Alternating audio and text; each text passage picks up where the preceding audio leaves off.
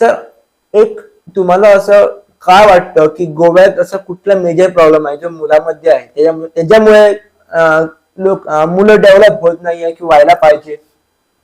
याला कारणीभूत घरचं वातावरण ओके. आणि पालक हे सर्वस्वी कारणीभूत आहे. नंतर ज्या गोष्टी येतात नाहीचं नाही, पण त्या थोड्या प्रमाणात असतात.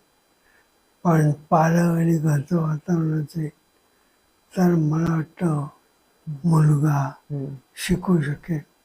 आता पुण्यामध्ये त्याला काही 4 शिंक 5 पाय असे नाहीत, ते आमच्यासारखेच सामान्य, पण ते प्रेरणा घेतात. हे महत्व. इथं प्रेरणा नाही असं नाही, पण दुर्मिळ असते.